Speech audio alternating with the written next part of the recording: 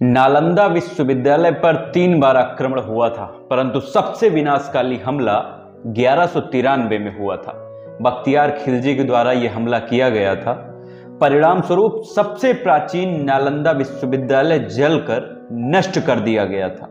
आइए इस वीडियो के माध्यम से जानकारी प्राप्त करते हैं कि कैसे नालंदा विश्वविद्यालय का पतन हुआ और इसके पीछे क्या कारण थे। साथ ही साथ कुछ महत्वपूर्ण तथ्य नालंदा विश्वविद्यालय के बारे में। प्राचीन भारत में नालंदा विश्वविद्यालय उच्च शिक्षा का सर्वाधिक महत्वपूर्ण और विश्व प्रख्यात केंद्र था। यह दुनिया का सबसे पुराने विश्वविद्यालय में से एक था। इसकी स्थापना 5वीं शताब्दी में गुप्त वंश के शासक सम्राट कुमार गुप्त ने की थी और यह महेंद्रादित्य के खिताब को अपनाए थे। यह विश्वविद्यालय पटना वर्तमान बिहार राज्य से 88 किलोमीटर दक्षिण पूर्व और राजगीर से 11 किलोमीटर उत्तर में एक गांव में स्थित है। महायान बौद्ध धर्म के इस विश्वविद्यालय में हीनयान बौद्ध धर्म के साथ अन्य धर्मों की शिक्षा दी जाती थी और अनेक देशों के छात्र यहाँ पढ़ने आते थे। अनेक पुराभिलेख और 7वीं सदी में भारत भ्रमण के लिए आए चीनी यात्री ह्वेनसांग तथा इत्सिंग के यात्रा विवरणों से इस विश्वविद्यालय के बारे में विस्तृत जानकारी प्राप्त होती है। चीनी यात्री ह्वेनसांग ने यहाँ लगभग साल भर रुककर शिक्षा ग्रहण की थी। हम आपको बता दें कि विश्व का ये प्रथम पूर्णतः आवासीय विश्वविद्यालय था और उस समय इसमें तकरीबन 10,000 विद्यार्थी और लगभग 2,000 अध्यापक थे। इसमें शिक्षा ग्रहण करने के लिए विद्यार्थी भारत के विभिन्न क्षेत्रों से ही नहीं बल्कि कोरिया, जापान, चीन, तिब्बत, इंडोनेशिया, फारस तथा तुर्की से भी स्टूडेंट्स यहां पढ़ने आते थे। इस वीडियो के माध्यम से हम आपको एक एक चीज बारी बारी से बताते हैं कि कैसे नालंदा विश्वविद्यालय का पतन हुआ और इसके पीछे क्या कारण थे। नालंदा विश्वविद्यालय का पतन कैसे किया था। अभिलेखों के अनुसार नालंदा विश्वविद्यालय को आक्रमणकारियों ने 3 बार नष्ट किया, लेकिन केवल 2 बार ही इसको पुनर्निर्मित किया गया। पहला विनाश स्कंदगुप्त के समय में 455 से 467 ईस्वी के शासनकाल के दौरान मिहिरकुल के तहत हूण के आक्रमण के समय हुआ था, लेकिन स्कंदगुप्त के उत्तराधिकारियों ने पुस्तकालय की मरम्मत करवाई और एक बड़ी इमारत के साथ इसे सुधार दिया था।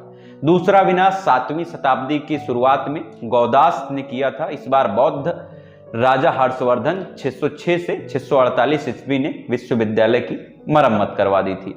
तीसरा और सबसे विनाशकाली हमला 1193 ईस्वी में तुर्क सेनापति इख्तियारुद्दीन मोहम्मद बिन बख्तियार खिलजी और उसकी सेना ने प्राचीन नालंदा विश्वविद्यालय को नष्ट किया था।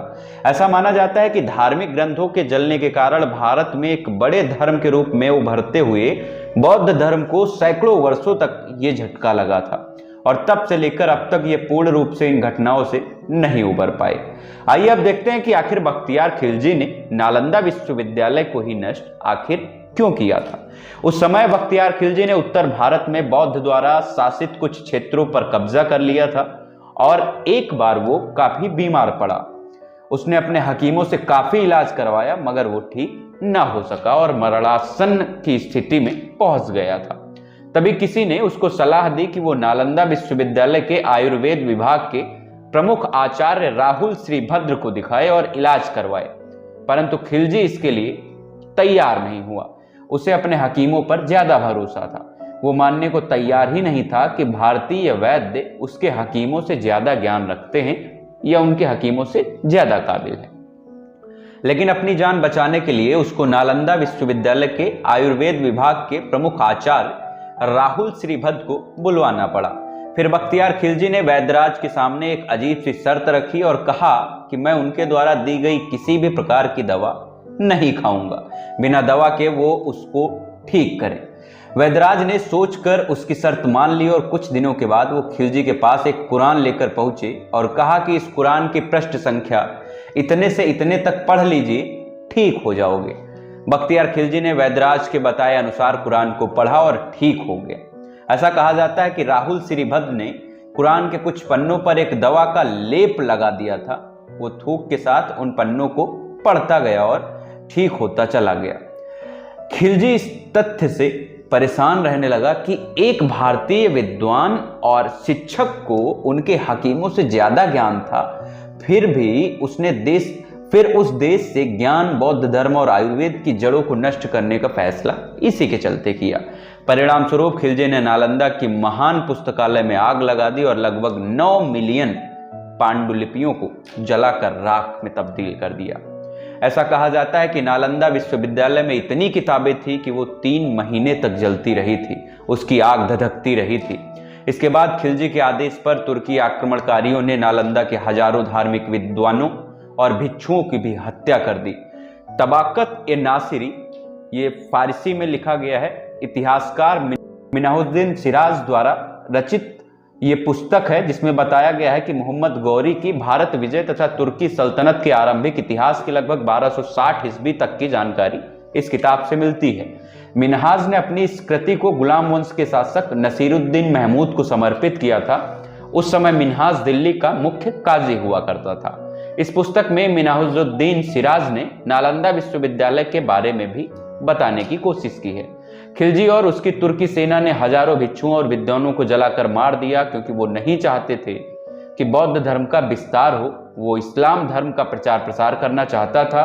नालंदा की लाइब्रेरी में उसने आग लगवा दी, सारी पांडुलिपियों को जला दिया और कई महीनों तक आग उसकी धधकती रही थी। ये जो है उसकी बुक में मिलता है।